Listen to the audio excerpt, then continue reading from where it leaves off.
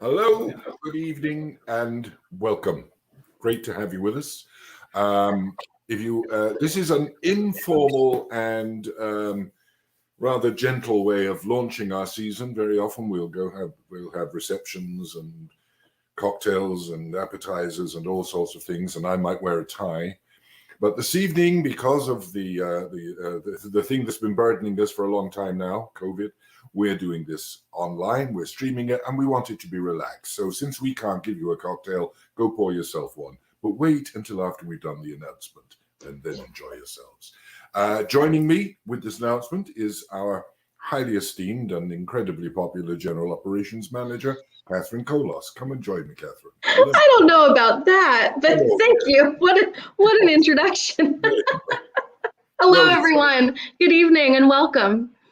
So we are about to announce the upcoming season, which I think by now everybody is very conscious of the fact is 25th anniversary season, and it's a big marker for any theatre company to be still around after 25 years. And we're terribly proud of that fact. We're proud of our achievements, but we're also proud of what we've got planned for the future. So our upcoming season, as I say, it marks a return to PICT's, or PICT's return to live on-stage production after it'll be nearly 20 months. And we cannot tell you how delighted we are that we're going to be able to do that. And as such, our theme for the season is going to be where we've been and where we are going. And that's a reflection, I suppose, on what we think is the excellence in classical and Irish theatre we've become known for, as well as an introduction to some of the new programs that align with the direction of our next 2 decades, or at least our next 25 years, perhaps. So beginning, we are returning to the ever-popular Fred Rogers studio at WQED. We are back in Mr. Rogers' neighborhood. One of the great joys for us is that our Black Box Theatre is, in fact, one of the most historic TV studios in America, and we feel the graced presence of Fred Rogers every time we step through that door. It's a lovely moment to step in and see the path of the land of make-believe the moment you enter the studio. And next time you're there, also look up, because there's a beautiful picture of the very last day of filming at Mr. Rogers' neighborhood at WQED. So a few little Easter eggs for you. Watch the faces of people who I know through their childhood or the childhood of their children watch that TV program almost as religiously, and they walk through that door and realize they're in the wonderland of Mr. Rogers. It's wonderful. There's always a traffic jam. So anyway, we are returning with 3 main stage productions. Shakespeare has always been popular when we present it, and the plan is to come back with a Shakespeare comedy to cheer us all up and warm our hearts, and that's going to be As You Like It, William Shakespeare's divine comedy about love in all its aspects. Some of them light, some of them passionate, and some of them downright naughty. But it's all there in that play. I hope you're going to enjoy it. It's going to have several of the actors that you enjoyed 20 months prior in Midsummer Night's Dream. And if you enjoyed Midsummer Night's Dream, you're going to love As You Like It. And if you missed Midsummer Night's Dream, shame on you. But you can make up for it by coming to see As You Like It. Now, Midsummer Night's Dream was the Broadway World Best Ensemble winner. So it's going to be hard legacy to live up to, but we're working on a great production. Well, it is always hard to live up to the reputation of what you did before, but we do try harder. It's going to be great. Now, second play in the season, which will be taking place in February, will be a classic from an Irish writer. The writer who I've always proclaimed was the man who changed theatre forever. And he was the man, prior to him, the man who did that was William Shakespeare. There was no major significant change until Samuel Beckett came along and started writing his plays. He was originally wrote poetry and novels, but his plays literally changed theatre in the middle of the 20th century. A few years back, we presented his Waiting for Godot, which was a huge success, and really thrilled with that. And for those of you who enjoyed watching Martin Giles and James Fitzgerald as Gogo and Dee Dee in Waiting for Godot, you are going to adore them as Ham and Clove in Endgame. And together with them, two other incredibly popular PICT actors, we have Karen Baum and Ken Bolden. This is, to me, a dream cast. It's a play that I've done many times. I've appeared in it for a very long time back in Ireland at the Gate Theatre. I directed it before I had a production touring the States quite a few years ago now. But this one I'm really excited by, because I think this is the dream cast for this particular play. It is not only, I think, his greatest play, and it's borderline between this and Godot, but it is one of the funniest of plays. People sort of think of Beckett as miserable and dreary. This play is so funny. Well, let me tell you, after spending a lot of time with it over the summer, it really hits differently watching it in 2021. In our current time, it is so relevant and so wickedly funny and so poignant that I really think it is going to be an experience not to be missed. And if anybody's wondering about the title, Endgame, he originally wrote it in French, and then, as with Godot, he didn't translate it. He wrote it again in English. Fin de partie, the end of the part, the end of the game. The end of the game, of course, is life. But what do you do while it's ending? Rather like, what do you do while waiting? But what the games they get up to and the dialogue, it's just priceless. So I hope you get to see this. We will have limited seating for Endgame. Because of the way we want to stage it, there will be less seats available. So make sure you book early, because instead of our usual capacity, it'll be down to about 2/3 of that. So we'll get to the logistics just a little bit later, but that concludes our where we've been. Alan, what about where we're going? Where we're going. Now, there is a whole new direction, and I'll come to more of that in a moment. But we wanted to present a play that represents what we might consider classics of the present leading to classics of the future.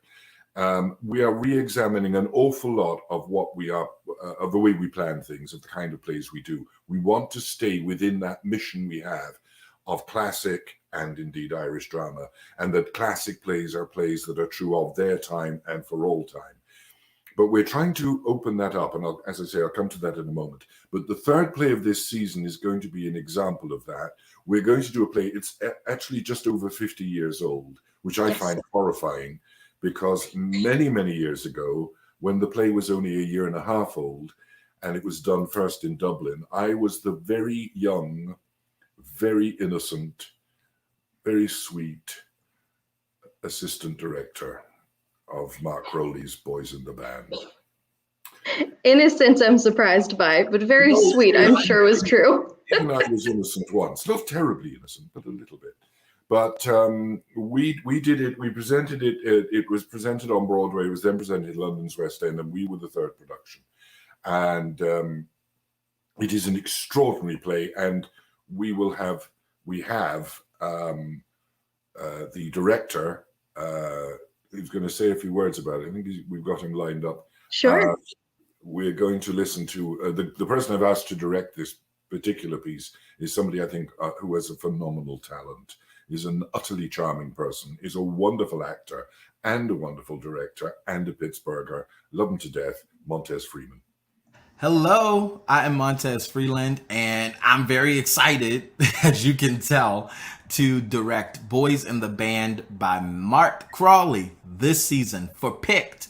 This classic and groundbreaking play tells the story of Harold on his birthday as he's grappling with growing older as a gay man in America. I feel you on that, Harold. But we're at his birthday party, and like many birthday parties, there are twists and turns and shady conversations and good music, but a lot of suspicion as a mysterious guest drops in unexpectedly, bringing a beautiful present of drama. So this play, it just hits on my natural intersectionalities as a Black queer man, as a lover of kikis with my friends, and as an outsider sometimes.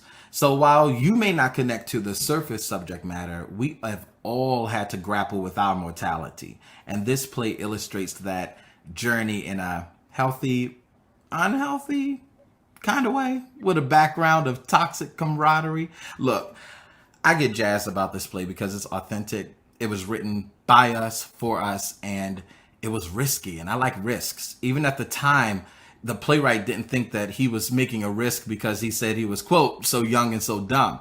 But it was risky to act in and even to direct. So when I look at the journey of the civil rights of the LGBTQIA plus people, I can see a celebration of liberation within this play. So we hope that you are going to join us in 2022 as we bring this story to life with many Pittsburgh artists who you both know and love, and hopefully some new faces as well. And we look forward to working with the LGBTQIA plus community in conjunction with PICT to fill the house. Boys in the band, come on, party with us, but take your shoes off at the door. Love him. I love him. I'm really thrilled Montez is doing this. Montez, we congratulate Montez because he's just become one of the joint artistic directors of City Theatre, which is wonderful and well deserved. And he's also been doing tremendous work at Playwrights with the development of a mentoring course for young writers. And Absolutely. he's a remarkable man, and so I thoroughly encourage you to come and see the work he does with us. Really, that energy is, if I may use the word, infectious. But he is just spectacular, and his work is so great. Now that script, even though it's over 50 years old, got a refresh in 2018 for the Broadway revival, which is also filmed and on Netflix if you want to check it out ahead of time. But we are the regional premiere of that new refreshed script, and I cannot wait to share this show with our audience. It's going to be a really great time in June, Pride Month of 2022. So there are the feature productions we're doing, but there's more, as they say on the TV commercials, of equal importance now to us at PICT, to the production schedule we have. And in this particular special year, we want to build on the activities of the company. We are known for our productions, but we now want to make other aspects, and particularly education, an equal partner with production in the way that we move forward into the next 25 years. So building on our future plans, the first is a new program which we are calling Expand the Canon. Catherine, do you want to explain where that comes from? Of course. So the Expand the Canon term was founded by Hedge Pig Ensemble in Brooklyn, New York. And it's a way to look at classical theater and question what we consider a classic, expand that definition, especially to include perspectives, voices, people that weren't included in there before. So Hedge Pig actually published last year their first annual reading list of the Expand the Canon series, the Expand the Canon reading list. And they're going to produce that annually of just, I believe, 6 to 10 plays that you should check out that embody this term. And we decided to take that a little bit further, do our own research inspired by theirs, and present a staged reading series. Now, I could talk about this all day, but I think there's someone who would like to introduce it more, shall we?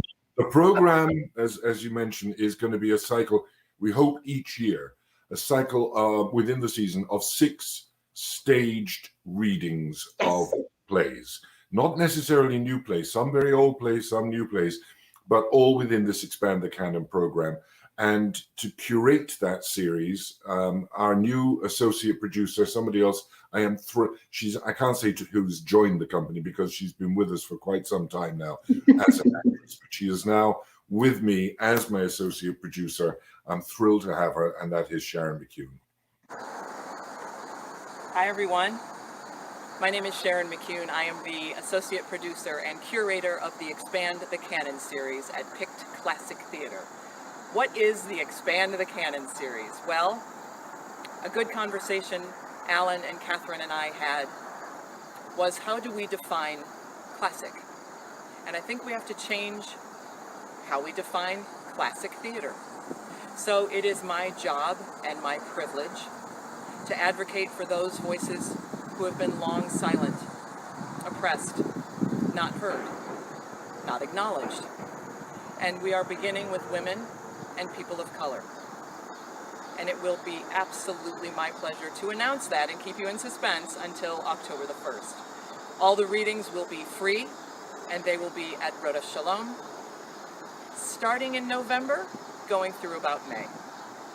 This is a big year for PICT. It is our 25th anniversary season. It is the first season of the Expand the Canon series, and it is the first time that all of the permanent staff, with the exception of one, are all women and people of color. So I ask you to join us, and yes, the curtain will rise again. The curtain is rising. Thank you. And there we have Sharon, who is, I cannot tell you how much she has hit the ground running with research, with preparation. I'm not averse to reading scripts, and I suspect I've read quite a few in my lifetime, but not such much intensity as we have over the last 2 or 3 weeks. And we're finding remarkable material. We're researching plays from all over the world. And as Sharon says, we particularly this year want to focus on women and people of color. So we tend to think, well, people of color, we're talking African American. No, there is so much more out there. We're researching plays. The list that we're looking at for African countries. This is just the box that came today. Yeah, in addition to the 100 plays you guys have already read. So go ahead. Plays from South Africa, Egypt, Nigeria, Zimbabwe, Uganda, Kenya, and Cameroon. We've also got another Canadian Native American playwright. We have plays from Spain, Japan, and yes, even from Chicago. So the range that we're looking at to find these new plays, and this is not just for this year, this is things we're planning into the future. We've also found plays, and as I say, not just modern plays, not just new plays, classic plays from the Spanish Golden Age. We found at least 2 plays written by nuns who were born, like 60 years after Shakespeare. So there's a wonderful range of material out there. And as Sharon said in that, we are redefining not what we mean by classic, but what we've come to accept as classic. There is a much broader scope out there. And that's one of the big things that we're engaged in doing over the next 25 years. Well, and one thing that we didn't mention too is that, if you saw our webinar, I believe last week, there's also going to be a lovely focus on Native playwrights and those stories. And the whole point of this series is to continue the beautiful work that Hedgepig is doing, find our own. I think there's maybe only one show that overlaps. So these are entirely new stories that weren't included in their research too. But also to introduce our wonderful PICT audience to these shows for free, and find stuff that we could put in our subsequent seasons with the goal to put it on our stage in a full production. The 2 plays that will be on the reading list that I want to do in the next 2 to 3 years. One play I'm not even going to put on the reading list because it's so brilliant. It's going to be in the program for the next season. And that's one of the plays written by the Spanish-Mexican nun who was born 60 years after Shakespeare, and it is so funny, and it's about love and lovers and things, not the sort of thing you'd expect a nun to write, but it's wonderful. Anyway, that's for the future. But the important point is, this is a new definition, this is a new step forward, this is a new opportunity for PICT to redefine what is classic, and that there is a world of theatre that, as Sharon said very accurately, that has been under-resourced. It hasn't been Underproduced, underrepresented. It hasn't been Yeah. part of the accepted canon, and we need to expand that canon to bring it into a point of acceptance here in Pittsburgh. So that's that task. So where we've been, where we're going. Yeah. Now, Pretty also, energized. we're going to be expanding our educational aspect. In addition to what we do with schools, we're going to be introducing, well, we have already started, and we started last year. We've now produced, I think, 68, 69 weekly webinars every Friday. I hope you join us, and if you don't, you're missing out. You can always find them on YouTube at any time. Yeah, and they're every Friday, free of charge, just like the play readings will be free of charge. And they're very generously sponsored by Allegheny Foundation. We're going to introduce a new apprenticeship scheme for early career designers who are going to be mentored by our regular design staff. We are hoping to put together a new junior company to introduce young people who have a passion for theatre into the activity of theatre, not as competitions, not as readings and recitals, but actually working together, mentored by professionals. And if we can get that funded, that's going to start operations at the end of this year or the new year. Yeah. Yeah. So, and we'll be continuing our celebrated 3 acts program of student matinees. There will be some caveats this year with vaccinations and safety. And I will be in touch with all of the schools to talk about that in a couple weeks. Yeah. So that's the plan. And it's simple, it's incredibly complex, but it is our intention that, the great, I've used this line so many times in meetings and have you that the staff are sick of it. But in Lampedusa's wonderful novel, The Leopard, there is a line that always, I remember the first time I read it, and it rings in my head all the time. And that is, if things must change if they are to remain the same. And that is exactly what we're doing. We are finding new ways to examine that fundamental principle, our basic mission of presenting plays that are true of their time and for all time, but on a much more expanded level, and to find new young people who will bring something new, something fresh, develop their talent, hopefully here in Pittsburgh, and hopefully stay here in Pittsburgh. So that's our season. And as Sharon pointed out, our entire staff is now female and people of color, with one exception. How do you feel about that, Alan? Well, I did wear a dress as Lady Bracknell, so I think I qualify in both directions.